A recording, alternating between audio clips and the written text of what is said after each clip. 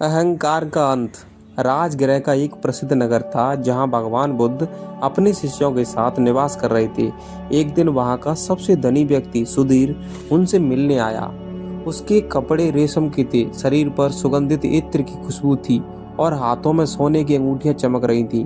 वह बुद्ध के पास आया और अहंकार भरे स्वर में बोला, गौतम, तुम कहते हो कि मनुष्य को लोभ और मोह से मुक्त होना चाहिए, लेकिन क्या बिना धन के जीवन संभव है?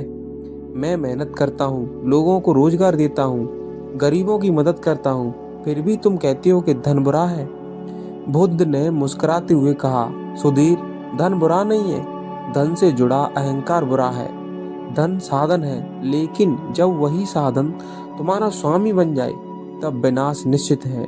सुधीर बोला, अगर मैं अपने धन का मालिक हूँ तो क्या गलत है? बुद्ध ने शांत स्वर में कहा, अगर तुम मालिक हो तो आज एक प्रयोग करो। सुधीर चकित हुआ। कैसा प्रयोग? बुद्ध ने कहा, आज तुम अपने सबसे प्रिय गहने, जो तुम्हारे हृदय के सबसे करीब है, उन्हें पास के गांव के किसी गरीब को बिना नाम बताए दान कर दो। फिर आकर बताना कैसा महसूस हुआ। सुधीर ने हंसकर कहा, ये तो आसान है। उसने अपना सबसे कीमती हार निकाला, जो उसकी माँ की निशानी था। उसने सोचा, कोई बात नहीं, नया बनवा लूंगा। वह गांव गया और एक गरीब महिला को हार दे दिया। महिला की आंखों में आंसू थे। उसने कहा, मालिक, यह मेरे बच्चों के लिए भगवान का वरदान है। सुधीर को उस पल एक अजीब सी शांति मिली।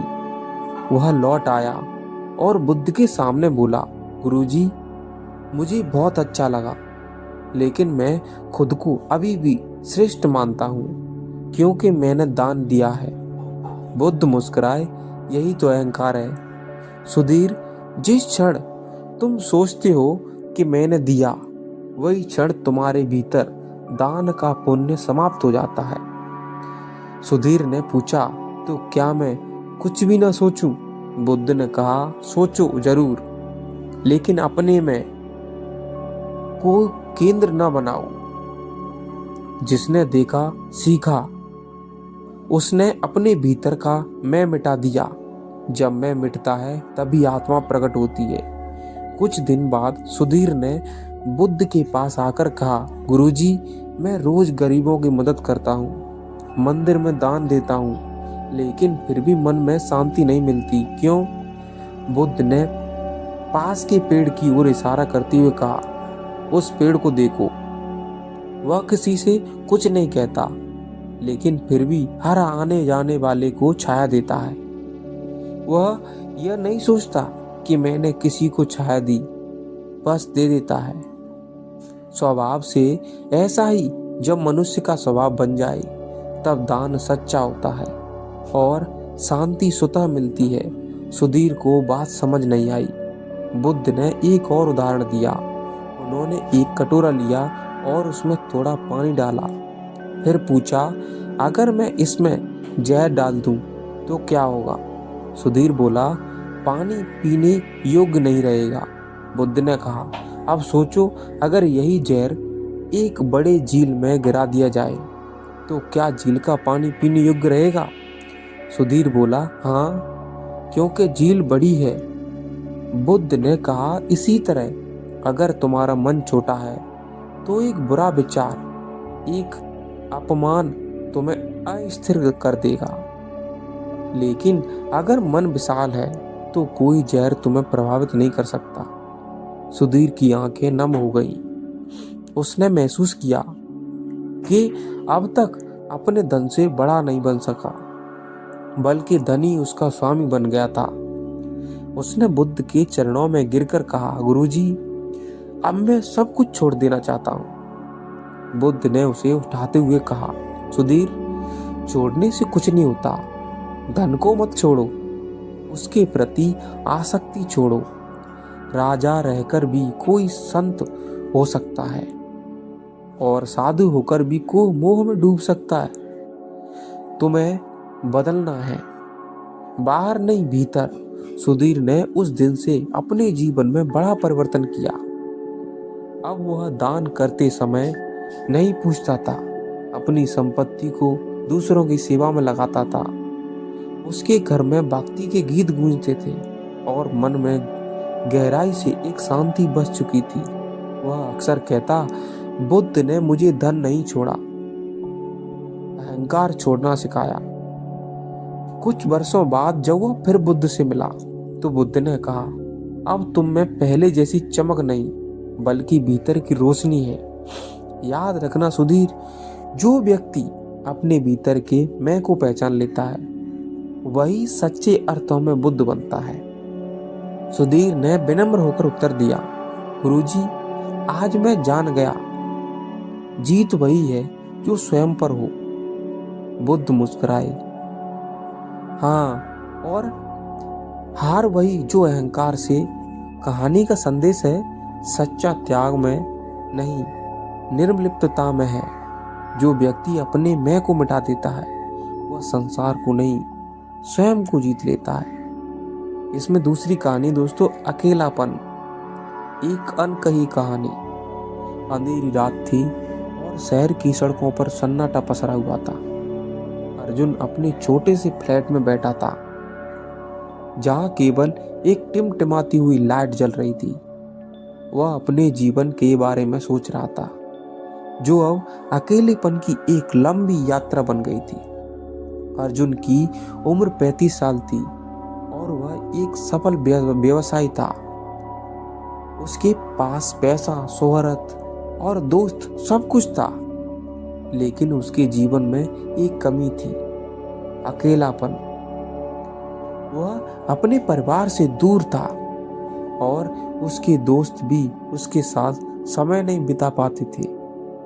अर्जुन का जन्म एक मध्यम वर्ग परिवार में हुआ था। उसके माता पिता दोनों काम करते थे और वह अपने बड़े भाई बहनों के साथ पड़ा हुआ था। लेकिन जब वह कॉलेज में पहुंचा तो उसने अपने परिवार से दूर रहने का फैसला किया। वह अपने सपनों को पूरा करना चाहता था और उसने अपने शहर से बाहर निकलकर एक नए शहर में बसने का फैसला किया। नए शहर में अर्जुन ने अपने जीवन को एक नए तरीके से शुरू किया। उसने एक अच्छी नौकरी प्राप्त की और जल्द ही उसने अपने व्यवसाय को शुरू करने का फैसला किया। उसके व्यवसाय ने अच्छा प्रदर्शन किया।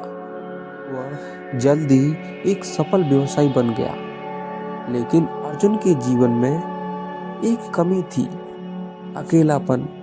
वह अपने परिवार से दूर था और उसके दोस्त भी उसके साथ समय नहीं बिता पाते थे।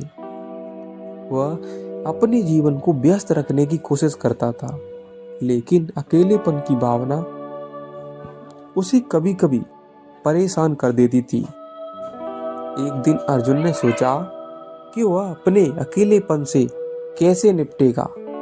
उसने अपने आप से पूछा, क्या मैं सचमुच अकेला हूँ या मैं अपने आप को अकेला महसूस कर रहा हूँ। उसने अपने जीवन को एक नए दृष्टिकोण से देखने का फैसला किया।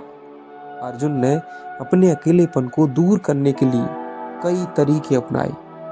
उसने किताबें पढ़ना शुरू किया, योग और ध्यान का अभ्यास किया और नए लोगों से मिलने की कोशिश की। उसने अपने शौक और रुचियों को फिर से खोजने की कोशिश की और उसने अपने जीवन को व्यस्त रखने के लिए नए कामों की तलाश की।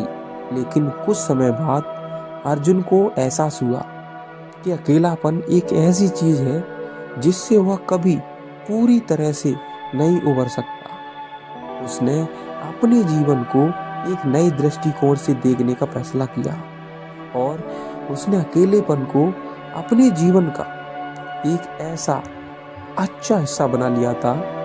एक दिन अर्जुन ने एक बूढ़े आदमी से मुलाकात की जो उसके पड़ोस में रहते थे।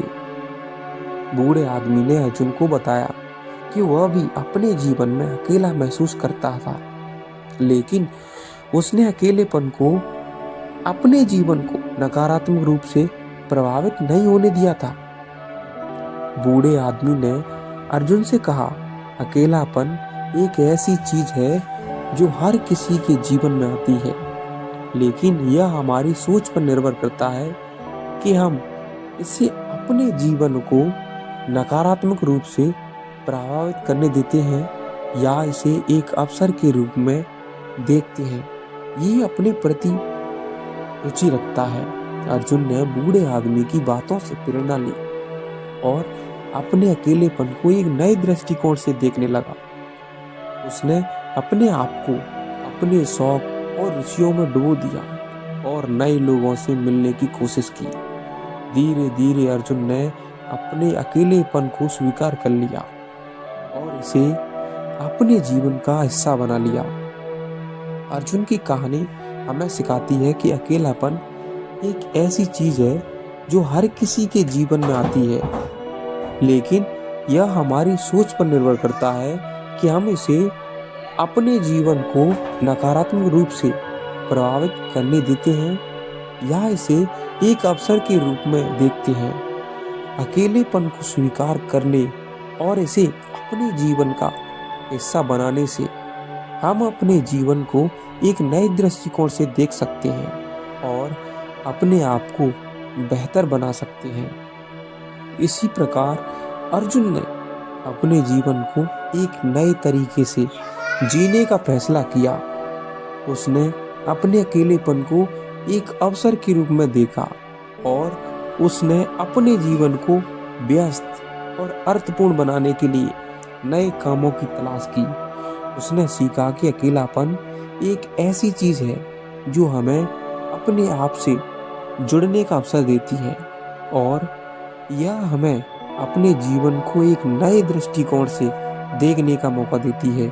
अर्जुन की कहानी हमें यह सिखाती भी है कि जीवन में अकेलापन एक अस्थायी स्थिति है और यह हमें अपने आप को मजबूत बनाने का अवसर देती है। अकेलेपन को स्वीकार करने और इसे अपने जीवन का हिस्सा बनाने से हम अपने जीवन को एक नए दृष्टिकोण से देख सकते हैं और अपने आप को बेहतर बना सकते हैं।